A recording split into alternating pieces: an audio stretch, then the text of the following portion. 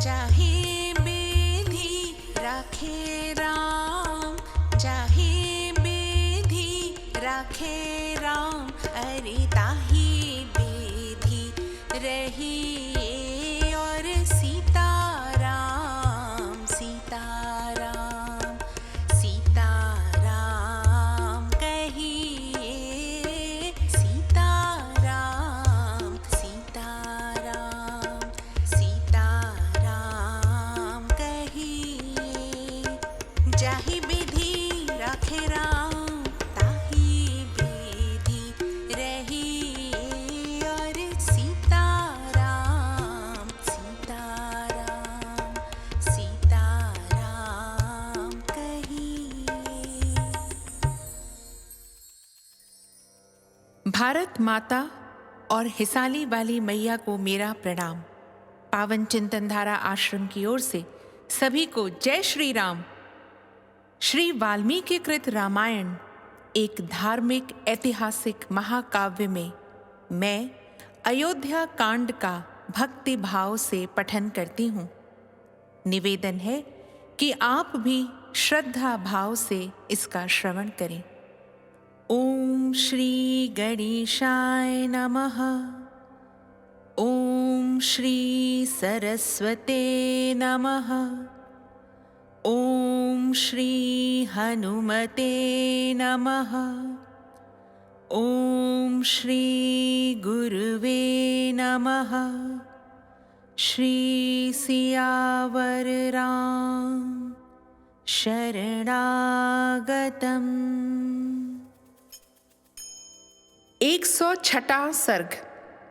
भरत की पुनः श्री राम से अयोध्या लौटने और राज्य ग्रहण करने की प्रार्थना। ऐसा अर्थयुक्त वचन कहकर जब श्री राम चुप हो गए, तब धर्मात्मा भरत ने मंदाकिनी के तट पर प्रजावत्सल धर्मात्मा श्री राम से यह विचित्र बात कही। शत्रुदमन रघुवीर, इस जगत में जैसे आप हैं वैसा दूसरा कौन हो सकता है। कोई भी दुख आपको व्यथित नहीं कर सकता। कितनी ही प्रिय बात क्यों न हो, वह आपको हर्षोत्फुल्ल नहीं कर सकती। वृद्ध पुरुषों के सम्मानीय होकर भी आप उनसे संदेह की बातें पूछते हैं। जैसे मरे हुए जीव का अपने शरीर आदि से कोई संबंध नहीं रहता, उसी प्रकार जीते जी भी वह उनके संबंध से रहित है। जैसे वस्तु के अभाव में उसके प्रति राग द्वेष नहीं होता, वैसे ही उसके रहने पर भी मनुष्य को राग द्वेष से शून्य होना चाहिए। जिसे ऐसी विवेक युक्त बुद्धि प्राप्त हो गई है, उसको संताप क्यों होगा। नरेश्वर, जिसे आपके समान आत्मा और अनात्मा का ज्ञान है, वही संकट में पड़ने पर भी विषाद नहीं कर सकता। रघुनंदन, आप देवताओं की भांति सत्व गुण से संपन्न महात्मा, सत्य प्रतिज्ञ, सर्वज्ञ, सबके साक्षी और बुद्धिमान हैं। ऐसे उत्तम गुणों से युक्त और जन्म मरण के रहस्य को जानने वाले आपके पास असह्य दुख नहीं आ सकता। जब मैं परदेश में था, उस समय नीच विचार रखने वाली मेरी माता ने मेरे लिए जो पाप कर डाला, वह मुझे अभीष्ट नहीं है। अतः आप उसे क्षमा करके मुझ पर प्रसन्न हो। मैं धर्म के बंधन में बंधा हूँ, इसलिए इस पाप करने वाली एवं दंडनीय माता को मैं कठोर दंड देकर मार नहीं डालता। जिनके कुल और कर्म दोनों ही शुभ थे, उन महाराज दशरथ से उत्पन्न होकर धर्म और अधर्म को जानता हुआ भी मैं मातृवध रूपी लोक निंदित कर्म कैसे करूं। महाराज, मेरे गुरु श्रेष्ठ यज्ञ कर्म करने वाले बड़े बूढ़े राजा, पिता और देवता रहे हैं और इस समय परलोकवासी हो चुके हैं। इसीलिए इस भरी सभा में मैं उनकी निंदा नहीं करता हूँ। धर्मज्ञ रघुनंदन, कौन ऐसा मनुष्य है जो धर्म को जानते हुए भी स्त्री का प्रिय करने की इच्छा से ऐसा धर्म और अर्थ से हीन कुत्सित कर्म कर सकता है। लोक में एक प्राचीन किंवदंती है कि अंत काल में सब प्राणी मोहित हो जाते हैं, उनकी बुद्धि नष्ट हो जाती है। राजा दशरथ ने ऐसा कठोर कर्म करके उस किंवदंती की सत्यता को प्रत्यक्ष कर दिखाया।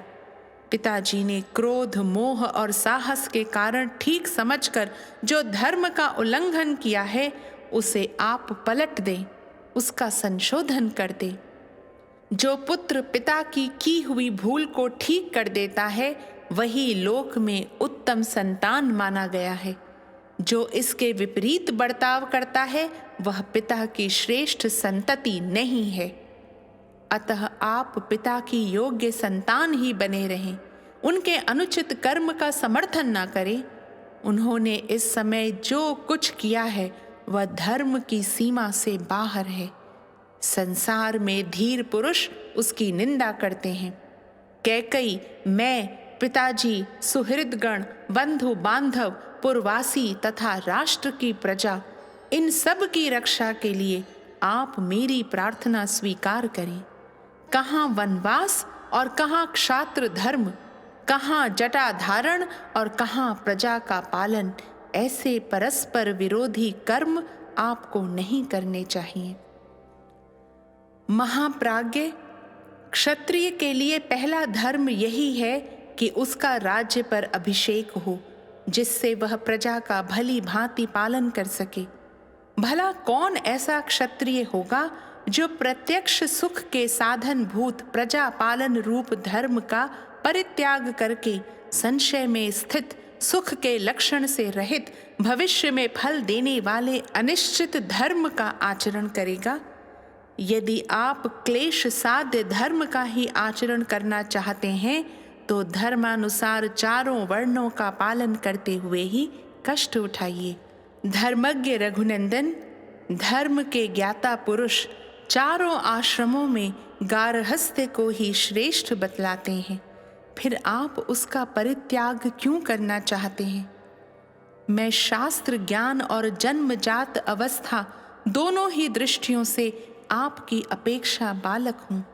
फिर आपके रहते हुए मैं वसुधा का पालन कैसे करूँगा? मैं बुद्धि और गुण दोनों से हीन हूँ, बालक हूँ तथा मेरा स्थान आपसे बहुत छोटा है। अतः मैं आपके बिना जीवन धारण भी नहीं कर सकता, राज्य का पालन तो दूर की बात है। धर्मज्ञ रघुनंदन, पिता का यह सारा राज्य श्रेष्ठ और निष्कंटक है, अतः आप बंधु बांधवों के साथ स्वधर्मानुसार इसका पालन कीजिए। मंत्रज्ञ रघुवीर, मंत्रों के ज्ञाता महर्षि वशिष्ठ आदि सभी ऋत्विज तथा मंत्री, सेनापति और प्रजा आदि सारी प्रकृतियां यहाँ उपस्थित हैं। ये सब लोग यहीं आपका राज्याभिषेक करें। हम लोगों के द्वारा अभिषिक्त होकर आप मरुत गणों से अभिषिक्त हुए इंद्र की भांति वेग पूर्वक सब लोगों को जीतकर प्रजा का पालन करने के लिए अयोध्या को चलें। वहां देवता, ऋषि और पितरों का ऋण चुकाएं, दुष्ट शत्रुओं का भली भांति दमन करें तथा मित्रों को उनके इच्छानुसार वस्तुओं द्वारा तृप्त करते हुए आप ही अयोध्या में मुझे धर्म की शिक्षा देते रहें। आर्य, आपका अभिषेक संपन्न होने पर सुहृद गण प्रसन्न हो और दुख देने वाले आपके शत्रु भयभीत होकर दसों दिशाओं में भाग जाएं। पुरुष प्रवर, आज आप मेरी माता के कलंक को धो पोंछ कर पूज्य पिताजी को भी निंदा से बचाइए। मैं आपके चरणों में माथा टेक कर याचना करता हूँ, आप मुझ पर दया कीजिए।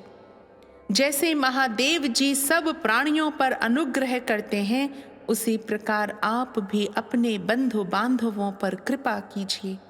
अथवा यदि आप मेरी प्रार्थना को ठुकराकर यहाँ से वन को ही जाएंगे, तो मैं भी आपके साथ जाऊंगा। ग्लानि में पड़े हुए भरत ने मनोभिराम राजा श्री राम को उनके चरणों में माथा टेक कर प्रसन्न करने की चेष्टा की, तथापि उन सत्व गुण संपन्न श्री रघुनाथ जी ने पिता की आज्ञा में ही दृढ़ता पूर्वक स्थित रहकर अयोध्या जाने का विचार नहीं किया। श्री रामचंद्र जी की वह अद्भुत दृढ़ता देखकर सब लोग एक ही साथ दुखी भी हुए और हर्ष को भी प्राप्त हुए। ये अयोध्या नहीं जा रहे हैं, यह सोचकर वे दुखी हुए और प्रतिज्ञा पालन में उनकी दृढ़ता देखकर उन्हें हर्ष हुआ। उस समय ऋत्विजपुरवासी भिन्न भिन्न समुदाय के नेता और माताएं अचेत सी होकर आंसू बहाती हुई पूर्वोक्त बातें कहने वाली भरत की भूरी भूरी प्रशंसा करने लगीं और सबने उनके साथ ही योग्यता अनुसार श्री राम जी के सामने विनीत होकर उनसे अयोध्या लौट चलने की याचना की। इस प्रकार श्री वाल्मीकि निर्मित आर्ष रामायण आदि काव्य के अयोध्या कांड में 106वां सर्ग पूरा हुआ। राम रामेति रामेति रमे रामे मनोरमे सहस्रनाम ततुल्यम राम नाम वरानने।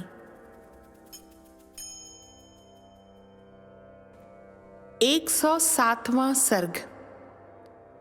श्री राम का भरत को समझाकर उन्हें अयोध्या जाने का आदेश देना।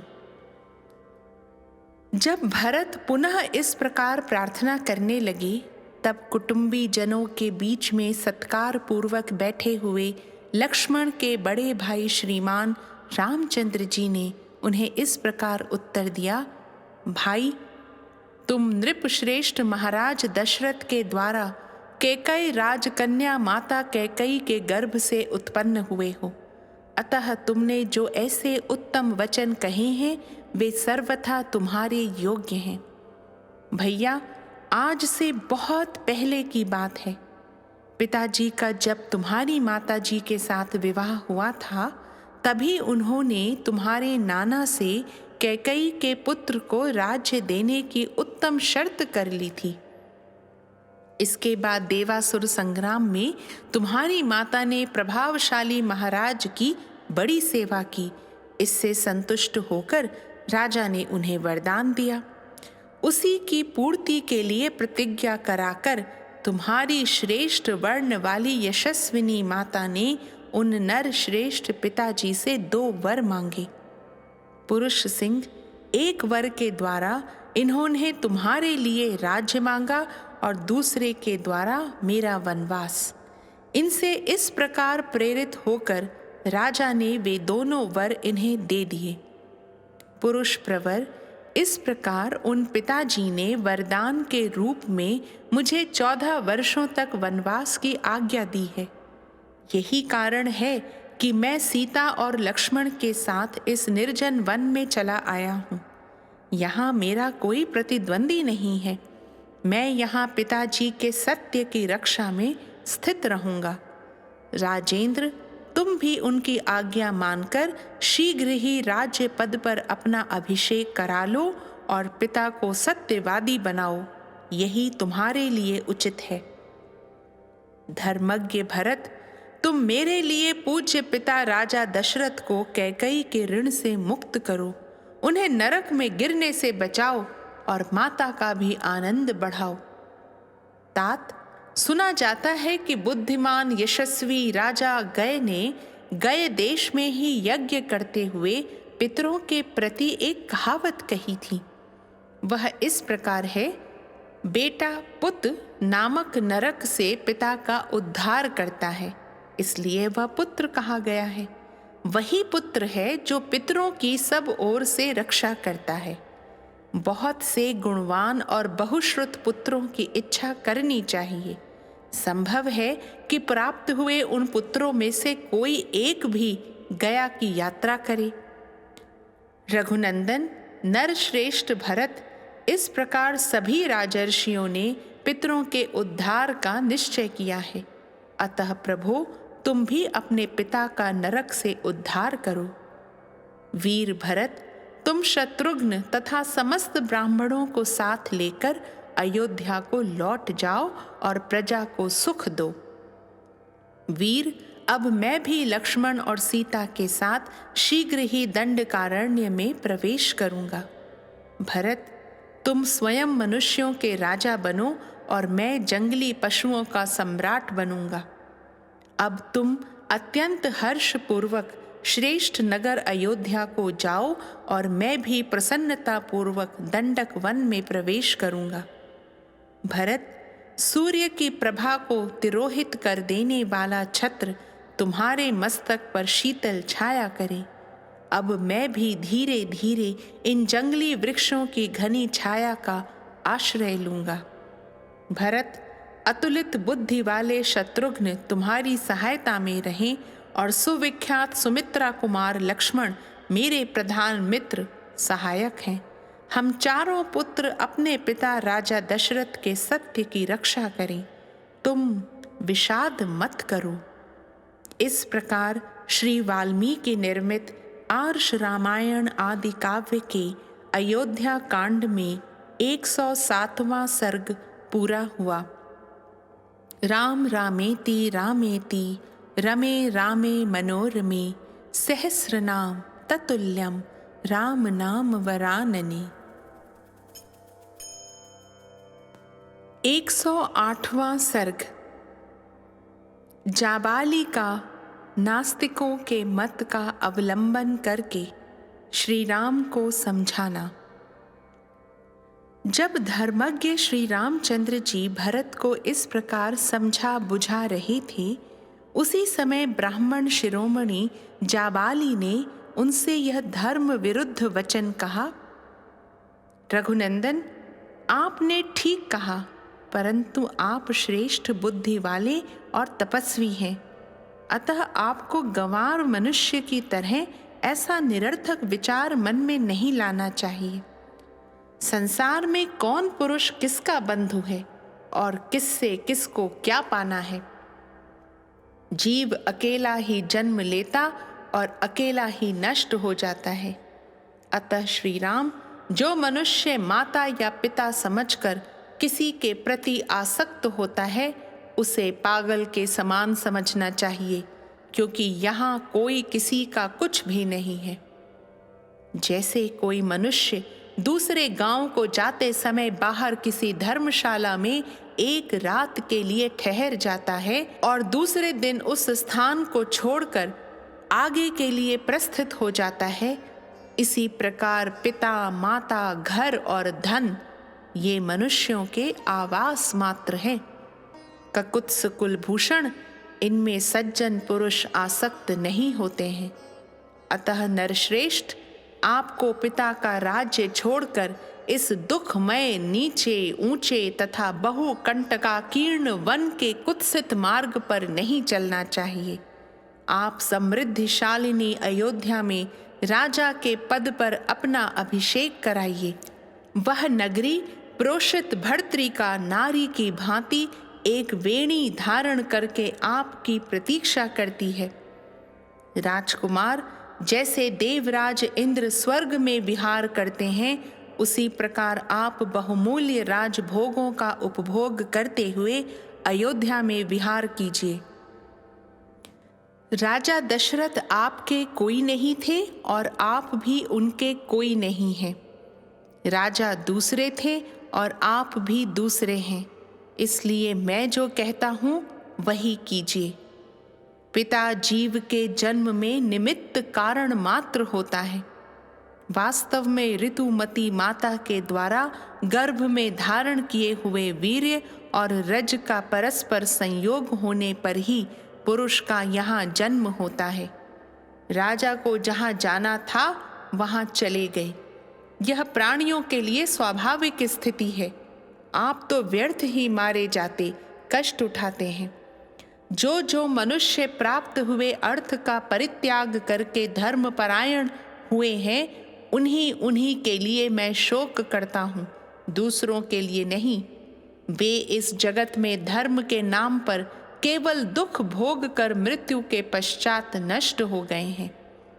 अष्टका आदि जितने श्राद्ध हैं, उनके देवता पितर हैं। श्राद्ध का दान पितरों को मिलता है। यही सोचकर लोग श्राद्ध में प्रवृत्त होते हैं, किंतु विचार करके देखिए तो इसमें अन्न का नाश ही होता है। भला मरा हुआ मनुष्य क्या खाएगा? यदि यहाँ दूसरे का खाया हुआ अन्न दूसरे के शरीर में चला जाता हो तो परदेश में जाने वालों के लिए श्राद्ध ही कर देना चाहिए। उनको रास्ते के लिए भोजन देना उचित नहीं है।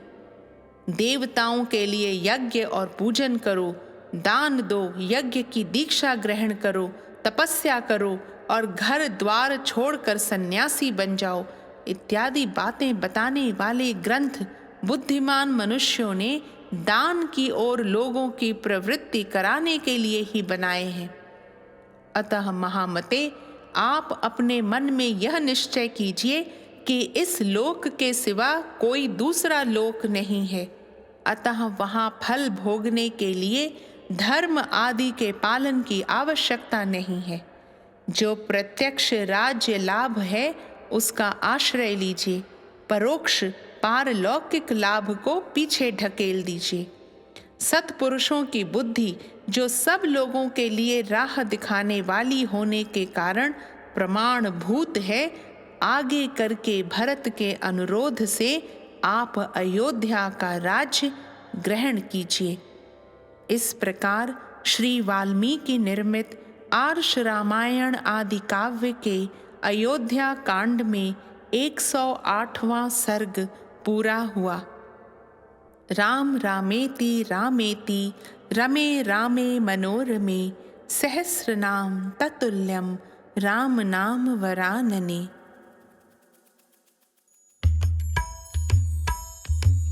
दशरथ